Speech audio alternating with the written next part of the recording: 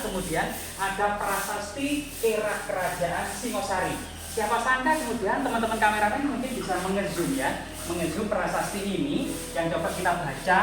Pangadegning Bodi I Saka 1203 Saka atau dijadikan Masehi 1281 Masehi, yaitu era kerajaan Singosari pada masa Prabu Kertanegara.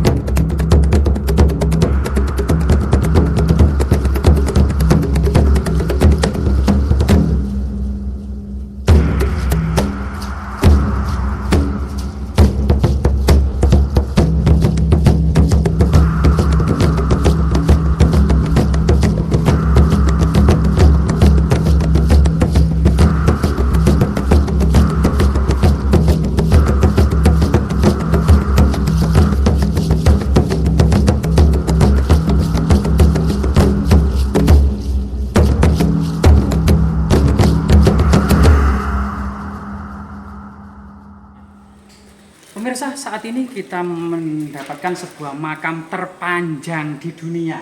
Siapa sangka di Trowulan ini tidak hanya tinggalan era kerajaan Majapahit, melainkan juga tinggalan dari Empu Sindok, Singosari, termasuk kemudian Kadiri dan Kahuripan ya. Banyak sekali di sekitar Trowulan ini situs-situs tertua. Termasuk kemudian di makam panjang ini ya, yang merupakan makam terpanjang di dunia. Dengan adanya makam panjang di sini ada semacam prasasti terlangka dan terpenting yang bisa terawat di lokasi ini. Jadi rahayu, rahayu, rahayu, Ong Wilahing sekaring jagat bawana langgeng, sekaring kajang, sekaring mayang. Dari Mbah Nuwun Sewu, putunipun sowan. Di lokasi inilah kemudian ada prasasti era kerajaan Singosari. Siapa sangka kemudian teman-teman kameramen mungkin bisa mengezoom ya, mengezoom prasasti ini yang coba kita baca. Pangadegning Bodi I Saka 1203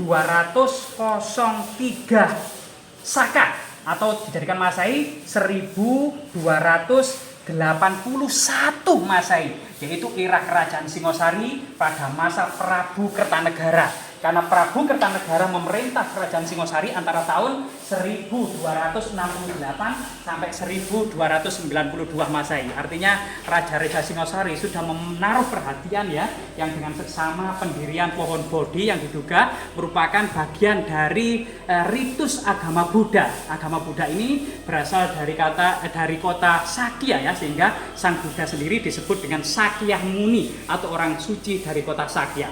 Dulu adalah seorang pangeran Siddhartha Gautama yang tidak pernah keluar istana, hidup bersenang-senang, tapi tidak sengaja ketika melihat jendela banyak orang-orang papa, orang-orang tua, orang-orang cacat, dan orang-orang miskin ya, itu berkeliling di kota-kota, sehingga kemudian pangeran Siddhartha ini terketuk hatinya, maka melakukan pertapaan gitu ya, yang didampingi oleh para pengawalnya, sehingga kemudian pada malam pencerahan itulah Sang Buddha atau pangeran Siddhartha diangkat sebagai orang suci atau Sang Buddha, orang yang mendapatkan pencerahan. Pohon Bodhi artinya wahyu ya, orang yang sudah mendapatkan pencerahan. Di lokasi makam panjang ini juga banyak artefak yang sangat penting lainnya. Nah ini kita mendapati ya, selain itu juga ada makam leluhur yang di sana yang diduga merupakan makam juru kunci terdahulu ya. Kita mencoba sowan sana ya sebagai rasa hormat kita dan rasa menghargai kita.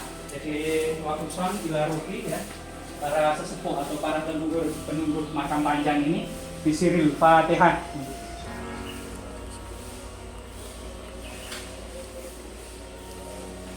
Ya, dan selain itu juga ada sumur tua yang dibuka juga untuk pengobatan ya, termasuk kemudian artefak-artefak penting seperti lumpang batu ya, beberapa arca yang diduga juga arca kuno, ada Pangeran Siddhartha atau Sang Buddha dalam duduk meditasi gitu ya, lumpang batu dari batu basal ya, dan lumpang batu dari batu kecil, termasuk balok-balok batu candi dan umpak batu, diduga ini merupakan tinggalan era terdahulu ya dari prasasti yang ada, ternyata era kerajaan Singosari. Kerajaan Singosari sendiri didirikan oleh Ken Arok tahun 1222. Ken Arok memerintah Singosari sampai tahun 1227, digantikan putranya dari istri Ken Dedes, dan sebenarnya adalah putra Tunggul Ametung ya, yang memang Ken Dedes adalah janda yang dinikahi oleh Ken Arok yang melahirkan Anusapati. Anusapati kemudian memerintah Singosari antara tahun 1227 sampai 1247. Kemudian 48 ya, kemudian digantikan oleh Wisnuwardana. Raja Wisnuwardana ini memerintah Singosari tahun 1248 sampai 1268. Kemudian digantikan oleh Kertanegara. Raja Kertanegara inilah kemudian yang memiliki visi misi menyatukan Nusantara, mengirimkan ekspedisi Pamalayu, termasuk kemudian mengelola dan memperbaiki pelabuhan Canggu, termasuk menatah tanah-tanah yang ada di Trowulan ini ya, termasuk di lereng-lereng Gunung Welirang. Nah, di dalam ini diduga ada altar pemujaan yang sangat magis dan sakral. Kita ditemani oleh Kang Gun atau Ki Joko Linglung. Ya, Ki Joko Linglung ini berada di tempat yang paling magis dan sakral. Rahayu Mbak, rahayu Kang, Nun Sewu, rahayu. Ini adalah lokasi yang paling magis dan paling sakral di situs Makam Panjang ini ya. Nun Sewu Kang Gun ya.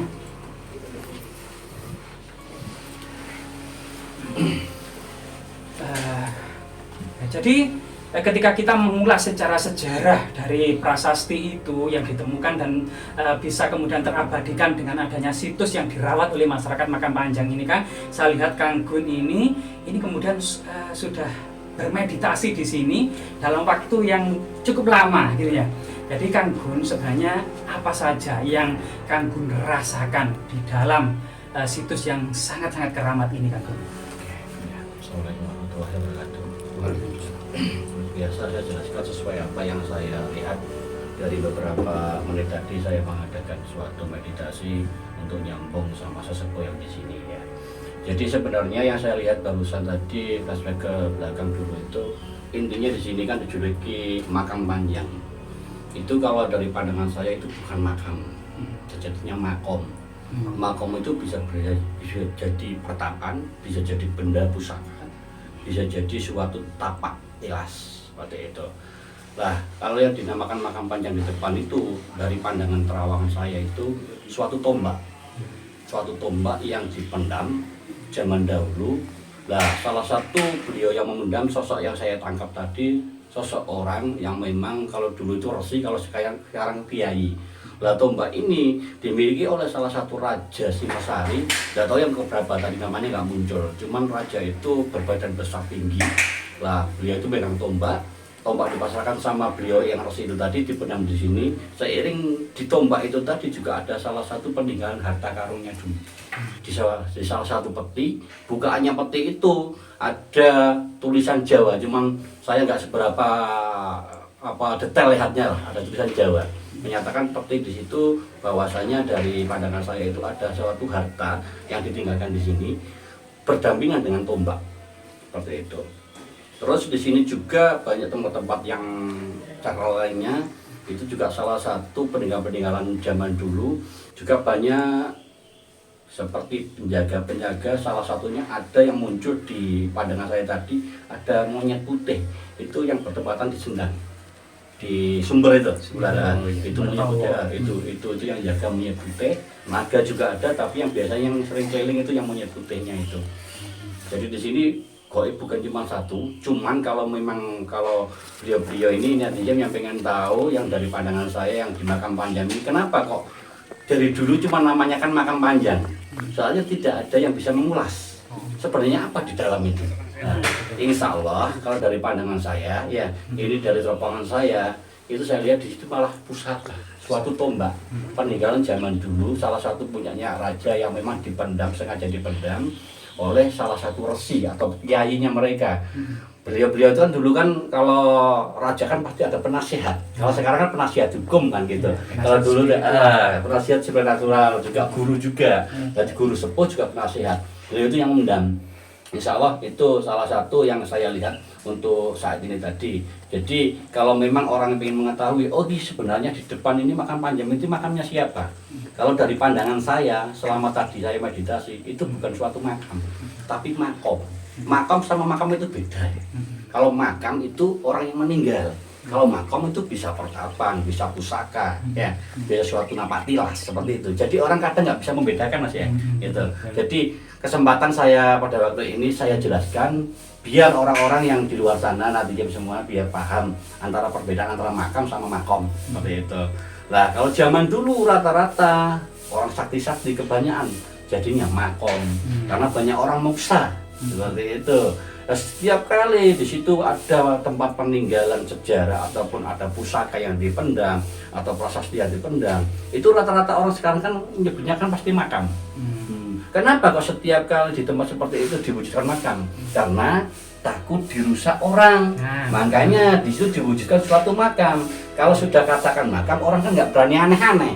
Lu itu makamnya wong mati, lu itu makammu sesepuh. Akhirnya orang-orang mau melakukan suatu kejahatan itu kan pikir-pikir lagi, wah nanti kena bala, nanti kena imbas. Nah seperti itu kutukan. Zaman dulu itu prasasti kan juga ada kutukan mas ya.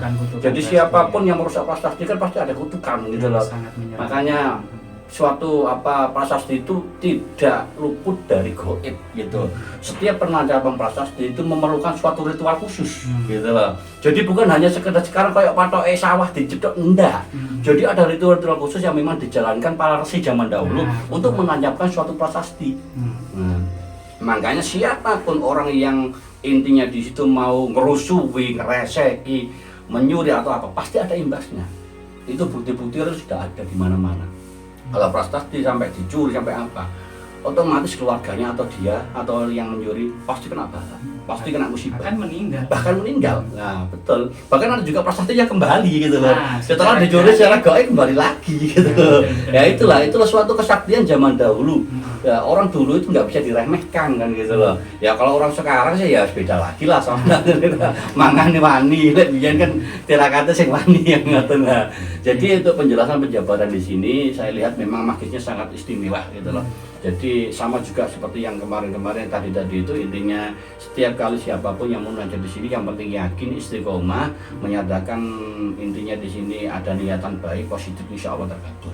Nah, seperti itu. Nah salah satu sumber yang di sana nanti kalau memang kita kesana sekalian kita lihat airnya seperti apa, terus kita jelaskan juga nanti gaibnya situ yang jaga itu yang monyet putih itu berperan apa di situ seperti itu ya. Jadi kita lanjutkan. Satu lagi. Ini kan pusaka Raja Singosari. Padahal Trawulan itu identik dengan ibu kota dan istana kerajaan Majapahit. Sebenarnya berarti lokasi ini ada keistimewaan sebelum dijadikan ibu kota kerajaan Majapahit. Kira-kira salah satu keistimewaannya lokasi ini seperti apa kan? Ini. Jadi setiap kali tempat itu kan mempunyai suatu tempat kayak sekarang itu strategis. Nah, ini salah satu tempat strategis yang memang di situ yang bisa dijadikan suatu tempat untuk bertempat tinggal ataupun untuk menggait suatu keilmuan. Jadi kayak orang, kenapa kalau orang kadang tirakat harus di gunung? Nah, karena apa? Di gunung itu suatu tempat yang memang cocok untuk orang meditasi ataupun mengalap berkah. Jadi orang kalau memang mau menjadi orang sakti otomatis harus jauh dari orang lain. Zaman dulu ini jauh dari orang, gitu loh. Sebelum Kerajaan Majapahit ini termasuk hutan belantara, masih sepi, termasuk tinggi juga. Disitulah beliau memilih tempat ini untuk seperti itu, untuk tirakatan, untuk bertempat tinggal, karena kemunajatannya itu lebih bagus seperti itu. Strategis lah gitu. Ya terima kasih atas waktu dan kesempatannya Kang Gun, semoga bermanfaat dan ini adalah salah satu yang tempat istimewa karena sudah disiapkan oleh raja-raja terdahulu dan telah kemudian dipilih oleh raja-raja Majapahit untuk dijadikan ibu kota atau istana dan menghantarkan Majapahit di puncak kejayaannya. Jadi leluhur kita merupakan mata rantai atau kita memiliki benang merah dengan leluhur kita. Jika kita tahu sejarah, maksud dan tujuan para leluhur gitu ya, memilih suatu tempat, maka kita akan tahu makna dan keistimewaan tempat tersebut. Semoga bermanfaat teman-teman.